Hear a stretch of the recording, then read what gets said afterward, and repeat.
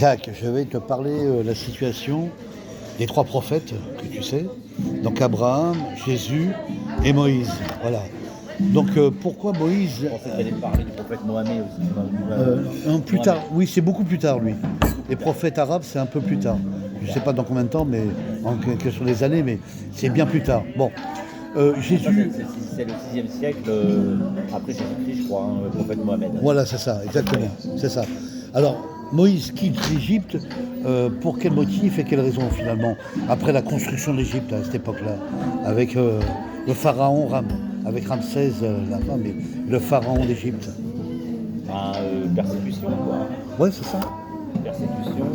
Donc le pharaon persécute un peu Moïse quelque part. Tout à fait. Il le rejette, d'après la classe d'élite et l'intelligence d'avoir fait l'architecture, la construction de cette civilisation, je suis d'accord. Tout à fait. Voilà. Donc après, on voit que Moïse part, et qu'est-ce qui s'est produit donc? Pourquoi il part, justement? La traversée de la mer, en partant justement dans le parcours de la terre de Canaan en Israël. Traversée de la mer Morte, je crois. Hein. C'est ça, exactement. Ouais. Voilà. Et donc après, il a traversé du désert, que tu sais ensuite. Et après, il arrive dans la terre de Canaan, qui s'appelle donc le territoire d'Israël. Oui, ce qu'on appelait depuis d'un temps la Galilée, je crois. Exactement, voilà. Alors donc maintenant le deuxième prophète en question, Jésus. Jésus, il est à quel endroit d'Israël? Et donc qu'est-ce qu'il fait comme traversée? Et quels sont ses miracles, on va dire, voilà. Alors, Jésus, il est également en Galilée, je crois. Non, ça c'est... Judée, Jésus, ça. Nazareth. Oui, Nazareth et Bethléem. Voilà. Donc il est à Jérusalem, je suis d'accord. Voilà. Donc il est déjà à la base à Jérusalem. Oui, mais la terre... C'est la Terre Sainte, de toute façon. La Terre Sainte, mais on l'appelait comment, cette Terre Sainte, à l'époque de Jésus? On l'appelait bien la Judée, je crois. Oui, la Judée, oui, c'est ça. C'est exactement. Ah, ouais. Non, mais attention, la Judée, c'est le nord d'Israël. Ah, oui.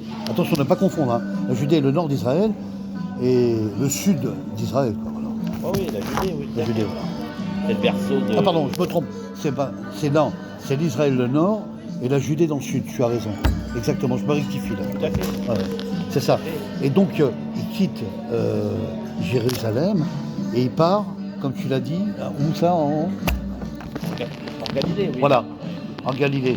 Et donc, quels sont ces miracles qu'il a fait avec ce peuple-là? C'était qui le peuple là actuellement? Donc c'était des Israélites. Voilà. Les Israélites, voilà. Alors que Abraham, il quitte la Mésopotamie pour se retrouver dans le sud d'Israël et pour faire quoi exactement alors? Non, mais je connais pas trop cette période. C'est pas grave. En fait, c'est des non-juifs, c'est-à-dire qu'ils sont pas, Ah oui, d'accord. c'est pas des Israélites. Donc des païens, peut-être. Non, pas des païens, mais il peut y avoir aussi des non-juifs, c'est-à-dire des noms. Oui, des goïs. Voilà, Des goïs. des goïs par exemple, voilà, Des goïs, on des appelle ça Français, des goïs. des catholiques, des chrétiens. on peut dire. Il y a eu cette population dont Abraham a fait on pourrait dire une conférence, une explication sur les thèses de la religion et que cette population puisse comprendre un peu ce qui s'est produit quoi, voilà, en De religion. toute façon, pendant plusieurs siècles avant Jésus-Christ, Ouais. la péninsule arabique Ouais. était majoritairement occupée par les païens et les autochtones, si j'ose dire, de confession israélite. Exactement, c'est exactement ce que tu exactement. C'est ce qui s'est passé avec les Arabes et les musulmans, donc par rapport à ça. Et ensuite, il y a des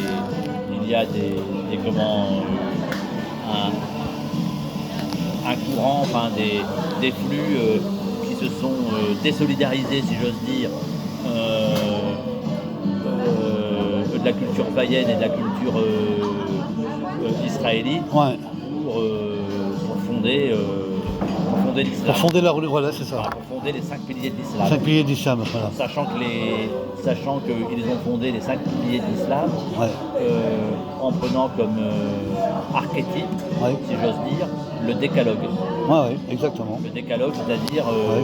les 10 commandements de Moïse. Exactement, bravo, c'est exact, ouais. Et donc, Ce qu'on appelait autrefois ce qu'on appelle toujours le décalogue. et d'où ça se passe, Moïse, justement, la description des 10 commandements? Ça se trouve dans quel endroit? en Égypte ancienne, enfin. Ouais, mais où? Il y a un endroit bien précis. Je ne plus trop. Bah, vers la Galilée, par là-haut, Ah oui, oui. par le nord. Ah oui. Non, mais les Ça s'appelle le mont Sinaï, exactement. Ah oui, oui. Voilà, je vais t'aider. Voilà, c'est le mont Sinaï. Et c'est à cet endroit-là où, où Jésus reçoit toutes ces écritures et enfin pratique toutes ces écritures des 10 commandements qui sont établis pour réveiller l'ordre et la paix, pour éviter l'explosion, les rapports de force entre les populations. De toute façon, qu'on le veuille ou pas, la religion israélite, c'est la religion Première, première. Tout à fait. fondatrice. Ah, t'es d'accord? Tout à fait.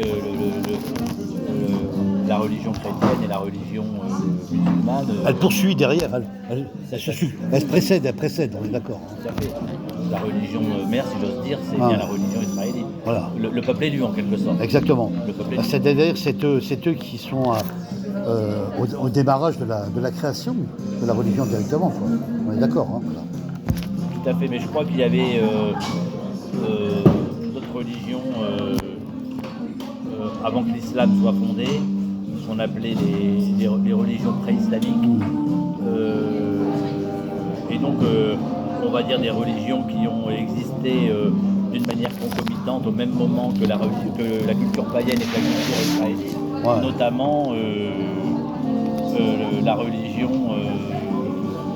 mazdéenne. Mazdéenne, Qu'on appelle zoroastrienne. Zoroastrienne. Donc, elle était relativement importante en Perse. Ah oui. Il faut savoir. En Perse, dans le monde arabe, en fait, hein, c'est ça. Non, plutôt la Perse. Hein. Oui. La Perse, c'était un peuple. En Jordanie, là-bas, alors? Non, la Perse, elle était très étendue à l'époque. Hein. Ouais. La Perse, c'était c'est l'Iran d'aujourd'hui. Oui, c'est ça. C'est l'Iran et l'Irak, hein, t'es d'accord? En partie maintenant. Qui sont juste à côté. Non, l'Irak ne faisait pas partie de la Perse. Non. C'est plutôt l'Iran. Plutôt l'Iran, oui, c'est ça. L'Ouzbékistan. L'Ouzbékistan, voilà.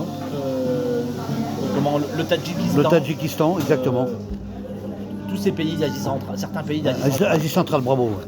Voilà. Et puis l'Afghanistan, bien sûr. L'Afghanistan, voilà. L'Afghanistan, c'était la Perse. Oui, c'est ça. Donc la Perse, elle dans son évolution, elle s'est étendue, quoi. Oui, elle s'étendait jusqu'en Anatolie. D'accord. C'est très bien, ça. Voilà, quoi. Donc, bon... voilà.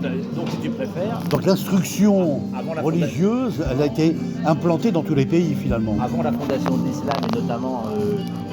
avant, bien entendu, le chiisme, la Perse était majoritairement de culture religieuse.